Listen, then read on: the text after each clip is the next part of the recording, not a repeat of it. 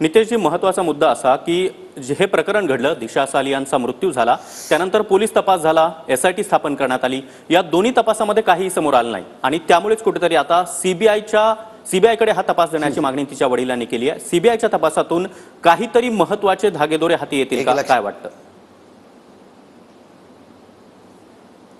काय आपल्याला आपलं चॅनल अपुऱ्या माहितीच्या अनुसार मला प्रश्न विचारते असं माझं मत आहे। SIT ची चौकशी सुरू आहे। SIT जी देवेंद्र फडणवीस साहेबांच्या माध्यमातून स्थापन झालेली असंख्य लोकांचं इंटरोगेशन सुरू आहे, झालेलं आहे, त्यांच्याशी पुरावे गोळा करण्याचं काम सुरू आहे। आता SIT नेमकं काय काम करतंय हे TV9 ला ते लोक देणार नाहीत ना, माहिती देऊ शकत नाही।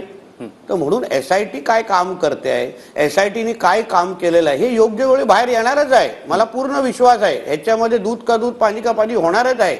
आणि म्हणून आता शेवटी जे काही दिशा साल्यांच्या वडिलांना वाटलं की नाही बाबा हायकोर्ट मॉनिटर्ड CBI इन्क्वायरी झाली पाहिजे, ठीक आहे, ती तेवढी त्यांची मुलगी आहे, त्यांची मुलगी गमावलेली आहे, भूमिका त्यांची आहे। मी बोलतो हा राजकीय विषय राहिलाच नाही आहे। एक मर्डर झालं, सामूहिक बलात्कार करून मर्डर झालेला आहे मुंबईमध्ये 8 जूनच्या रात्री। त्या संबंधित त्या मुलीच्या वडिलांनी आता भूमिका कोर्टामध्ये घेतलेली आहे। आता कोर्ट योग्य तो निर्णय देणार आणि मग सरकार म्हणून योग्य ते तपास त्या माध्यमातून जसं कोर्ट बोलेल त्या पद्धतीने कोर्टाच्या आदेशाप्रमाणे तपास होणार। फक्त सोपं काय राहील, अगर आदित्य ठाकरेंनी पुढे येऊन एकदाच होऊन जाऊन दे ना, माझं म्हणणं आहे। किती वर्ष ते हे डाग घेऊन फिरण्याची इच्छा आहे त्यांना? सांगा, मी अटक व्हायला तयार आहे, माझं इंट्रोगेशन होऊन दे, चला सगळं काय सत्य बाहेर येऊन दे आणि एकदाच ह्या सगळ्या गोष्टी किती वर्षापासून हा विषय सुरू आहे। शेवटी त्या मुलीला आणि सुशांत सिंग राजपूतला न्याय भेटून दे ना, आमचं एवढंच म्हणणं आहे। बरोबर आहे। नितेशजी, एक महत्त्वाचा मुद्दा त्या याचिकेमध्ये आहे, तो मी तुम्हाला वाचून दाखवतो।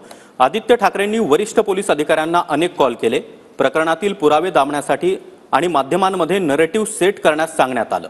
हा महत्त्वाचा मुद्दा या याचिकेमध्ये उल्लेख करण्यात आला त्या मुद्द्याचा। आता माझा मुद्दा असा आहे ह्याला जोडून, अगर ही सुसाईड होती, आत्महत्या होती, मग आदित्य ठाकरे असे का प्रयत्न करत होते? का त्यांनी दबाव टाकण्याचा प्रयत्न करत होते? का त्यांना मीडियाचा नॅरेटिव्ह बदलायचा होता? का अर्णब गोस्वामी सारखे पत्रकारांना अटक करायला लावली? का कर्जतकडे जाणार, आता तुम्हाला ती केस आठवते की माहित नाही, कर्जतकडे एक पत्रकार जात होते त्यांच्या कर्जतच्या फार्म हाऊसच्या इथे, तेव्हा त्यांना कर्जतच्या फार्म हाऊसवर जाऊ नका म्हणून सिग्नलवर DCPने अटक केलं। काय एवढी लपवालपी होते? तुम्हाला आठवत असेल CBIला महाराष्ट्रामध्ये यायला दिलं नव्हतं की तुम्ही इथे येऊन सुशांत सिंग राजपूतची केस इन्व्हेस्टिगेट करू नका। कदाचित तुम्ही ह्या सगळ्या घटना आवर्जून त्या सगळ्या 2022 पर्यंत आतापर्यंत दाखवलं पाहिजे की नेमकं ह्या सगळ्या घटना। आता माझा मुद्दा एवढाच आहे, तुमचा त्याच्यामध्ये काय हस्तक्षेप नव्हता ना, मग तुम्ही काय लपवताय?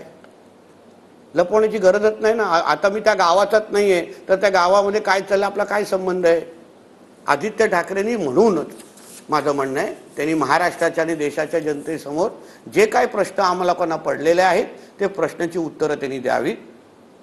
जे सुप्रीम कोर्टच्या जजमेंटप्रमाणे रेपचा चार्ज, बलात्कारचा चार्ज ज्या व्यक्तीवर असतो त्याला तात्काळ अटक करायला लागते आणि त्याचे इंटरोगेशन करायला लागते, FIR लॉन्च करायला लागते।